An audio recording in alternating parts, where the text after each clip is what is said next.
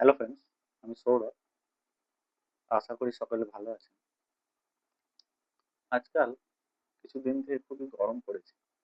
আর এই গরমের সময় সব থেকে ঘুরতে যাওয়ার ভালো জায়গা হলো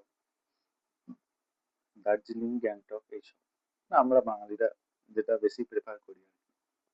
এখন অনেকে অফিস টফিসে ছুটি টুটি নিয়ে ঘুরতে যাচ্ছেন। আবার স্কুলেও তো গরমের ছুটি পড়ে গেছে, ওই জন্য অনেকেই পাহাড়ের দিকে ছুটছেন। তো এই পাহাড়ে ঘুরতে যাওয়ার জন্য আমার দু একটা কথা বলার ছিল। মানে আমরাও যে প্রবলেমটা ফেস করেছি সেইটাই বলার ইচ্ছা হচ্ছিল আর কি।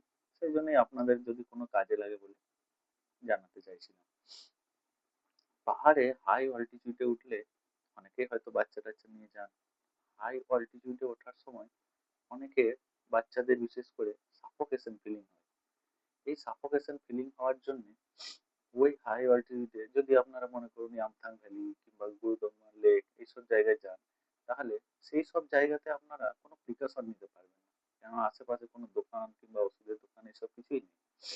সেই জন্য আপনারা যদি সঙ্গে করে এক টুকরো কর্পূর কিংবা ওষুধের দোকান থেকে ছোট্ট অক্সিজেন সিলিন্ডার সঙ্গে নিয়ে যান, তাহলে আপনারা খুবই কাজের একটা কাজ করে রাখবেন এবং আপনাদের জার্নিটা খুবই ভালো হবে, কোনো ভয়ের কারণ থাকবে না।